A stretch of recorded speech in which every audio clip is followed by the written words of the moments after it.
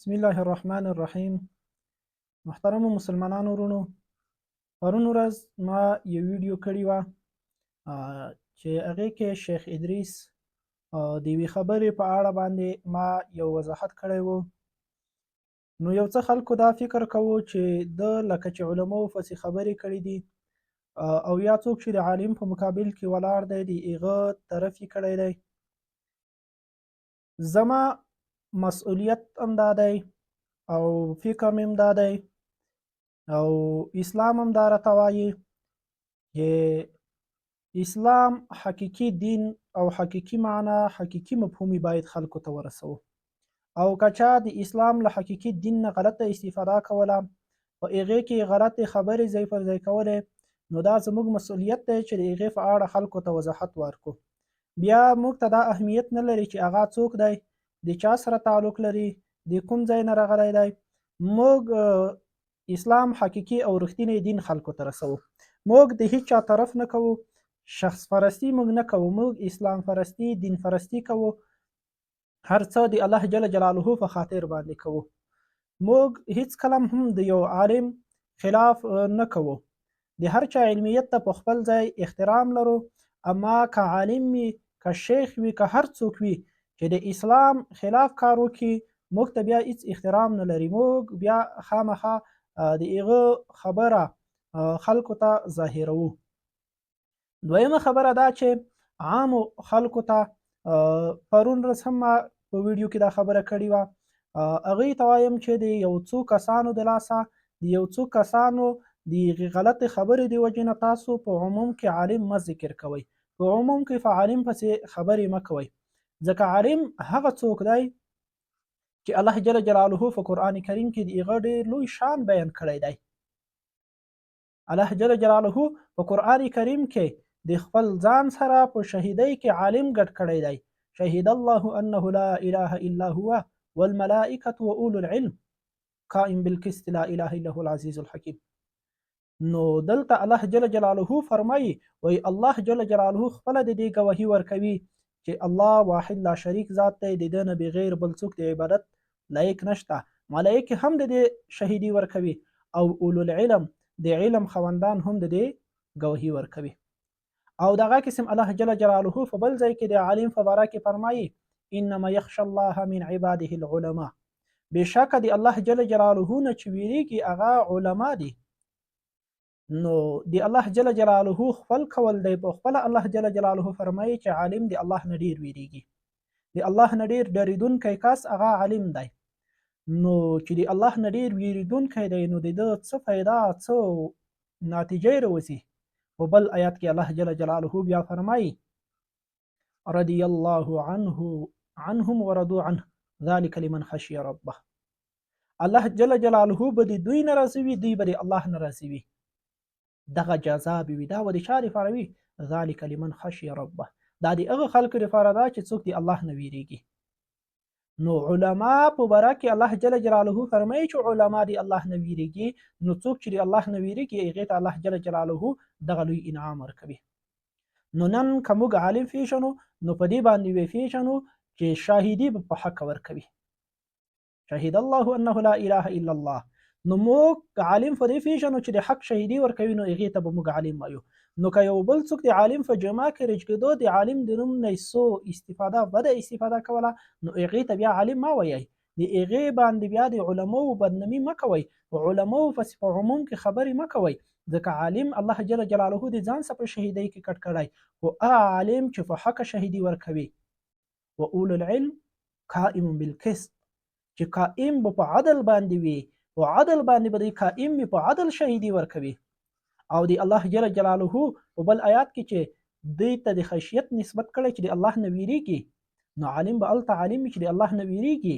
دا معنا چې د انسان نه به نه ویریږي، د انسان په خاطر به خبره نه کوي، انسان پرستی، قوم پرستی، زبان پرستی، ملک پرستی به نه کوي، بلکې الله پرستی به کوي، د الله نه به ویریږي. نو چې د الله نه ویریږي نو هغې ته عالم ویلی کېږي. نو دغه دپاره الله جل جلاله لوی فضل ذکر کړی. نبی علیه صلات وسلام د دې لپاره لویه مرتبه ذکر کړي. نبی علیه صلات وسلام فرمایي العلماء ورثة الانبیاء. علما د انبیاو وارثان دي. خو هغه عالم چې د انبیاو کار وکړي. نبی ابراهیم علیه السلام رجیږي د خپل پلار یا د تر په مقابل کې درېږي د هغه بت ماتوي. هر پیغمبر چې داسې راواخلې، موسی علیه السلام د فرعون فکر کې دی ښه سخته مجبوري د دنیا تر ټولو ظالم او جابر سړي په کر کې دی، خو لیکن د حق خبره ورته کوي. حتی د فرعون د قوم کس یې وژلی دی، خو بیا هم ورته وایي چې الله جل جلاله واحد لا شریک ذات دی، هغه ومنه. رسول الله صلی الله علیه وسلم ټول قوم په خلاف درېږي، حتی ترینه په خلاف درېږي، خو لیکن د حق خبره کوي. نو عالم چې ځان ته د نبی وارث یې، نو هلته به د نبی وارث وي چې کما حقه دین بیان کړي، د الله دین کما حقه بیان کړي. نو چا چې کما حقه دین نه بیان کړو، نو هغه ته عالم نه ویلی کېږي. نو عالم به شهیدي ورکوي په حق سره، په عدل سره، نو عالم به وي. د الله نه به ویریږي، د بل چا نه به نه ویریږي، د بل چا ویر او ډور به په زړه کې نه وي، نو بیا به دته عالم ویلی کېږي. نو بیا به الله جل جلاله د ده نه رسوي او دی به د الله نه رسوي. او عالم ته به هلته د نبی وارث ویلی کېږي چې دی د نبی کار سرته رسوي. نبی علیه السلام چې کوم کار کوو، هغه کار به دی سرته رسوي. نبی علیه السلام علماو ته ډېر لوی شان ورکړی دی. نبی علیه السلام فرمایي علماء امتی کانبیاء بني اسرائیل، د مو د امت علما به داسې وي لکه د بني اسرائیل انبیا. نو د بني هغې کې علما یو څه تحقیق کوي چې مشابهت په څه شي کې دی. د نبی مرتبې ته خو څوک نشي رسېدی، خو لیکن د قیامت په ورځ باندې به الله جل جلاله هر پیغمبر ته یې چې د خپل امتیونو شفاعت کوي، چا چې په تاسې ایمان راوړی، نو هغې کې به رجګېږي. ځنه به داسې پیغمبرون نبیون به وي چې په هغې به یو کس یا دوې کسې ایمان راوړی وي. نو نبی علیه السلام یې د مو د امت علما هغه به ډلې ډلې خلک د ځان سره جنت ته ولي. نو مو د امت علما به داسې وي لکه د بني اسرائیل پیغمبرون د هغې رقم او یا د هغې نه زیات خلک به د ځان سره جنت ته ولي. نبی علیه السلام فرمایي یو عالم ته به د قیامت په ورځ امرنامه ورکړی شي په ښي لاس باندې، امر به ورته وشي چې جنت ته لاړ شه. جنت طرف ته چې روان شي، ملایکو به په لار کې راوګرځوي. نو ملایکو نه به دی پوښتنه وکړي چې ولې مو راګرځوئ، مو ته خو اجازه راکړې شوې چې جنت ته لاړ شه. نو ملایکو به ورته وایي چې تو د علم د دې په خاطر نه و کړی چې ته ځون خلاص کړه جنت ته لاړ شه، بلکې خلک چې د تو سره مرسته او کمک کړی، هغه خلک چې د تو سره چندې کړي دي، د تو سره اعانت کړی، هغه هم جنت ته د سره بیځه. نو د عالم ډېر لوی مقام دی. بل حدیث کې نبی علیه السلام فرمایي عالم، مجاهد او سخي دا به د قیامت په ورځ درې سته اجازه ورکړی شي چې جنت ته لاړ شئ. د جنت دروازې ته به په یوه ځای سره ورسیږي. نو یو به وایي چې د مو حق دی چې مخته شم، بل بیا چې د مو حق دی. ملایکه به روشي د دوی په مابین کې د فیصلې په خاطر. و ملایکه به ورته وایي سخي ته چې ولې جنت ته مخته ځئ؟ وایي مو خو ډېره سخا کړې دو. دغه مجاهد چې جهاد کو د مو په پیسې کو، مو اسلحه ورته وخوسته، مو پیسې ورکولې. دغه عالم چې سبق وي، مو پیسې ورکول، د مو په علم، د مو په پیسې باندې علم حاصلوه، د مو په چندې، د مو په مړۍ باندې علم حاصلوه. نو ځکه زه څمه مجاهد به وي چې نه زه جنت ته مخته ځمه، ځکه چې د مو د وجې نه په ملک امن و، د مو د وجې نه کفار په دوی باندې ظلم او زیاتی نشي کړی، د ارامه ژوند چې دی تېر و، اسلام چې په اصلي اسلام حاکم شوی و، هغه د مو د وجې نه و. نو دا ملایکه به ورته وایي سخي ته چې ولې دې دا کور کو، چا درته ویلي و چې ته په عالم باندې پیسې ولګوه یا په مجاهد پیسې ولګوه؟ نو دغه سخي به ورته وایي وایي مو ته خو عالم د دغه فضیلت بیان کړی و. مجاهد ته به وایي چې تو ولې جهاد کوې، مو ته خو عالم فضیلت بیان کړی و. ملایکه به ورته وایي چې همدغه عالم دی چې د تاسو استاد دی، تاسو نن د استاد نه سره مخته جنت ته نوځئ، نو هغه عالم به جنت ته د ټولو نه مخته ننوځلی شي.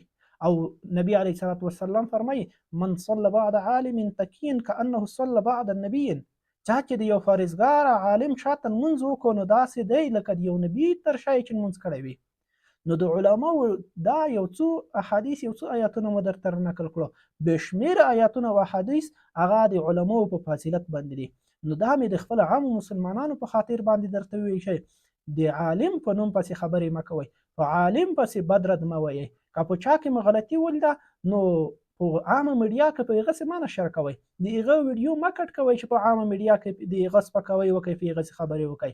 هغه د کلي عالم، د کلي ملا، هغه ته دغه ویډیو ولیږه چې دغسې خبره ده، دا زه ومنم او که نه، که درته ووایي چې ویې منه، نو خو ښه ده، که درته وایي چې مه یې منه نو په تو باندې خو څه بوج نشته چې ته د هغې نه شرارت جوړوې، په ټوله میډیا کې هغه نشر کوې او د هغې سپکاوی کوې.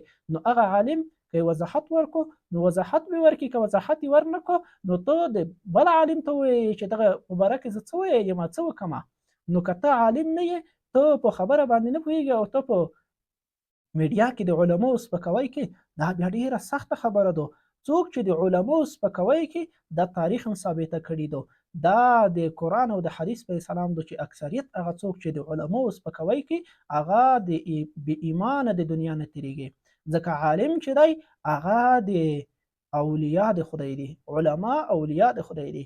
او الله جل جلاله خپله فرمایي، حدیث قدسي دی، من آذ لي ولیا فقد آذنته بالحرب. څوک چې د مو اولیاء ته ضرر سوي هغې ته مو د جنگ اعلان کړی دی، نو هغه د مو جنگ ته ورشي. نو د الله د جنگ کله موږ واس لرو، کله موږ د دې زیر لرو چې موږ د الله سره جنگ وکړو. نو علما اولیاء د خدای دي، نو د اولیاء سره ضرر هغې ته رسول، هغې سره بد کول، دا د الله جل جلاله جنگ ته تیاری دی. نو د الله په خاطر هېڅکله د چا ویډیو غلطه مه نشر کوئ، هغه مه کټ کوئ، هغه پسې بد رد په میډیا کې مه وایئ. که چېرته مو یوه خبره سر نشو خلاص نو یو عالم ته هغه ولیکئ، هغه ته سره رابطه وکړئ چې دا خبره مو ته مخې ته راغله عملي کړم او که نه. که صحیح وه درته وبهیئ چې صحیح ده، او که چېرې کې دی غلطه وبلله نو پرېږده، د تا مسؤلیت خو نه دی، د تا غاړه خو نه پرېنولی کېږي، ته خو په هغې باندې مأخوذ نه یې. نو ته په میډیا کې یو خاص شخص ذکر کوې، خو ډېر داسې خلک شته چې هغه به عام عالم ذکر کوي، هغه په علماو سې بد ردیوي، او دا د قیامت یو لویه علامه هم ده. نبي علیه صلات وسلام فرمایي چې کله زه د معراج په سفر لاړم نو الله جل جلاله یو خصوصي امر مو ته وکړو چې ای د مو پیغمبره، ای رسول د خدای، ته د خپل امت ته ووایه چې ګیرې په علماو سې بد رد ونه یې.